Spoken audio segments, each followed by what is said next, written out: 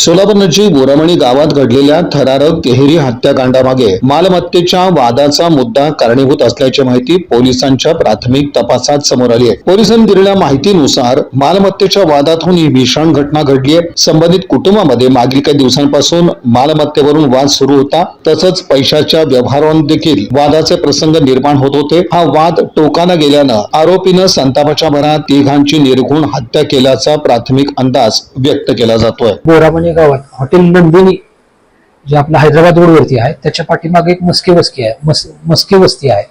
त्या ठिकाणी काही गंभीर घटना घडलेली आहे अशी माहिती पोलीस स्टेशनला मिळाली होती। खात्री करण्यासाठी मी आणि माझ्या सोबतचा स्टाफ त्या घटनेच्या ठिकाणी गेलो। त्यावेळेस आम्ही लोकल म्हणजे स्थानिकांच्या मदतीनं खात्री केली घटनेची। त्यावेळेस त्या मस्के वस्तीवरती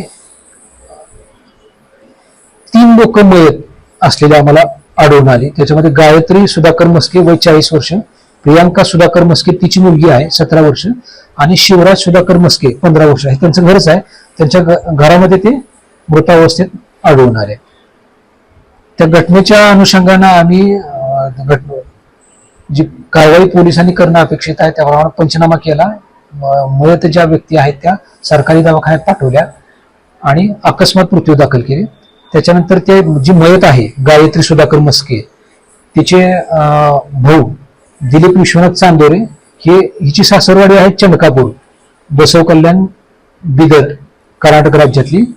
त्यांच्या तक्रारीवरून पोलीस स्टेशनला गुन्हा दाखल केला। गुन्हा रजिस्टर नंबर 244/26 BNS कलम 103(1), 351(2), 3(5) आणि आर्मॅट 425 प्रमाणे गुन्हा दाखल केलेला आहे। बाकी घटनास्थळावरती आपण जे तांत्रिक मदत आवश्यक होती पोलीस डिपार्टमेंटकडे जी मदत आहे, डॉग स्क्वॉड आहे, फिंगरप्रिंट आहे, बाकीच्या ज्या आमच्याकडे सुविधा उपलब्ध आहेत त्या सगळ्या सुविधांचा वापर केलेला आहे आणि तपास केलेला आहे। याच्यामध्ये 6 आरोपी आहेत। त्याच्यामध्ये मुख्य आरोपी आहे शंकर उर्फ पप्पू दत्तात्रय मस्के, त्याच्याशिवाय त्याची पत्नी आहे राणी, त्याचा मुलगा आहे धीरज, मुलगी आहे दीक्षा आणि त्याचा एक मेहुणा आहे,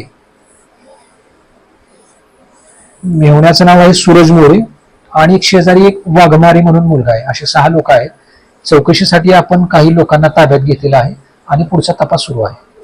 मुख्य कारण काय होतं या गुन्ह्यामागचं? काही याच्यामध्ये जी मयत आहे, मयत ही त्याची वहिनी आहे। एकूण 3 भाऊ आहेत, ते 3पैकी 2 मयत आहेत। हा एकटा जो आरोपी आहे हा एकटा जिवंत आहे, त्याचे 2 भाऊ मयत आहेत। यांचे प्रॉपर्टीचे डिस्प्यूट चालू आहे। ते आहेत वाटणीसाठी, वडिलोपार्जित प्रॉपर्टी आहे ते वाटणी, ही मयत जी आहे ती वाटणी मागत होती आणि हात उसने तिनं 25 लाख रुपये यातल्या आरोपीला दिलेले आहेत। ती वारंवार मागणी करत होती आणि त्या कारणावरच त्यानं ती वारंवार मागणी करते म्हणूनच हा गुन्हा घडल्याचं प्रथम दर्शनीच्या तपासात आपल्याला दिसून येते। सध्या अटक नाहीत, परंतु आपण काही लोकांना चौकशीसाठी ताब्यात घेतलेला आहे। आरोपी अटक होऊन जातील। मुख्य आरोपीच्या शोधासाठी आपण आपल्या पोलीस स्टेशनची स्वतंत्र 3 पथकं आहेत, त्याशिवाय स्थानिक गुन्हे शाखेची पथकं आरोपीचा शोध घेत आहेत। तांत्रिक विश्लेषण करून त्याही अँगलनं तपास सुरू आहे।